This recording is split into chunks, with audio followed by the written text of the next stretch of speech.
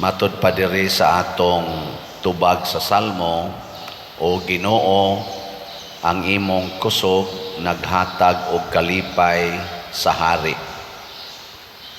Ang kusog sa Ginoo naghatag og kalipay sa hari.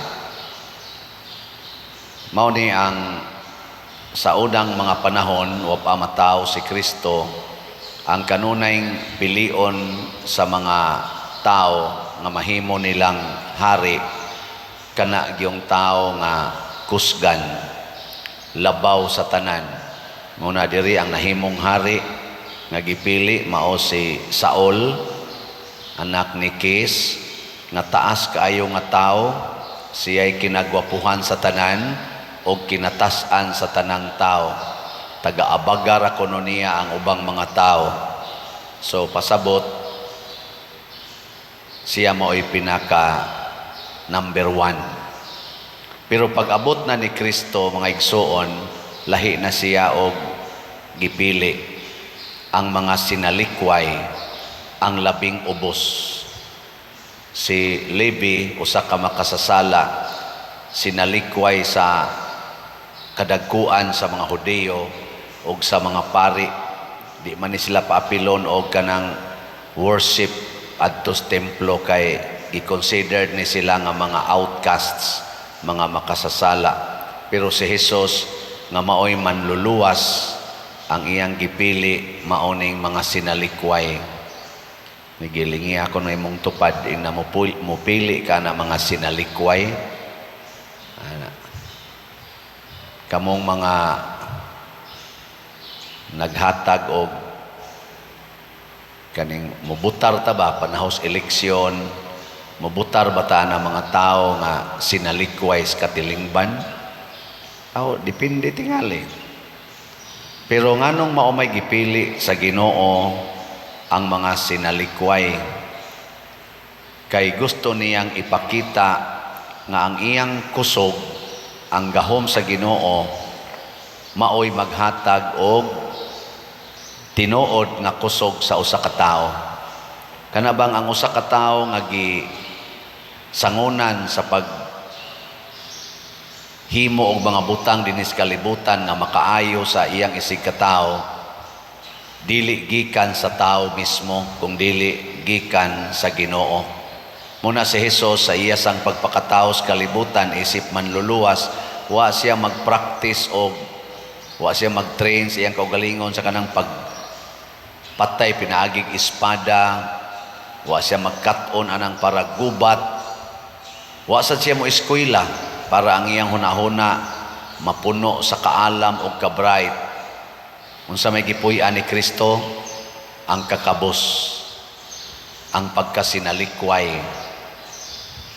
ang pagkadinaog-daog, gani hatod gyud sa iyang kamatayon. Pero diin man siya kusog nga iyang giluwas nato, ang kusog batok sa sala. Kay daghang mga tao kusgan kay glawas pero huyang kaayo sa sala. Daghan kay mga hari, mga prinsipe nga kusgan kay sila glawas pero mapildi ra sila og usa ka babae nga huyang kaayo. Sama atong Samson og Delilah, di ba? Kakuan mo na istorya.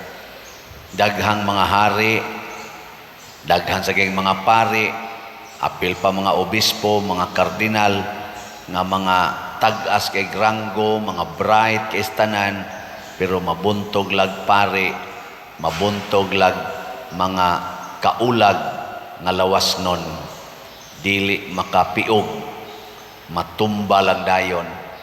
Daghang mga bana, mga managers, dagko kay granggo sa kumpanya, pero mabiktima lag sekretary, mabiktima ganig maid, huyang kaayo.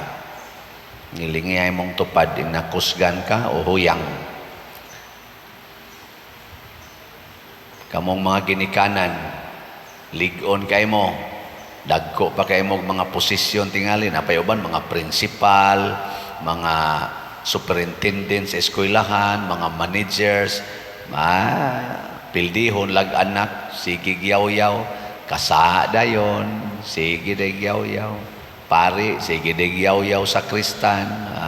Na, pildi na. Ang ato yung kusog, kinahanglang isintro diha sa pagbuntog og sala. Muna diri sa atong ebanghelyo, ingos Kristo, ako, doktor, ang makasasala, masakiton. Nianhi ko para sa mga masakiton, para sa mga makasasala. Unsaon man pag-ayo sa doktor sa mga makasasala, kinahanglan ang doktor, or unsaon pag-ayo sa doktor sa usa ka masakiton, kinahanglan ang doktor way sakit. Kung ang doktor gani masakiton, way kapuslanan, kay di na siya kaayos masakiton, musamot ang sakit. Nabte katawan ng kanta ni Max Sorban, kanang ang title Upaw. Niya ni adto kuno ang tao nga upaw nga na problema siyang kaupaw, ni ngadto sa espesyalista. Pero nagduda kuno ang pasyente kay ang doktor sa purtis ang upawan. Unsaon pagtambal niya sa kaupaw nga siya sa upaw man sad. Hibaw mo giyon sa pagtambal matud pang Max Sorban siyang kanta.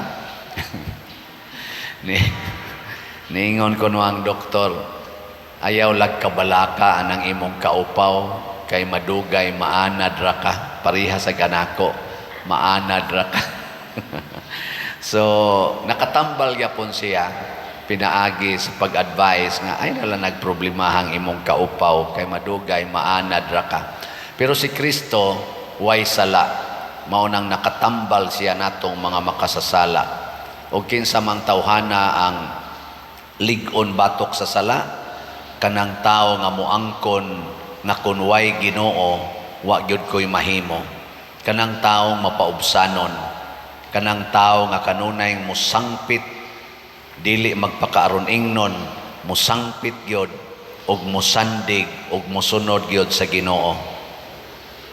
Si Saul nabuntog sa niya iyang mga kaaway, wa siya kadipinsa sa Israel. Kinsa may nipuli niya, mao si David. Si David nahuyang kayo, gilig-on sa Ginoo tungod kay naningkamot man si Hari David sa pagbinuotan o sa pagtuman sa sugo sa Ginoo, dili pagtuman sa iyang kaugalingong gusto. So inaot-unta, kita dinhi mutuman kita sa sugo sa Ginoo. Tingali o sa sugo sa Ginoo kaning pagpalit og slat.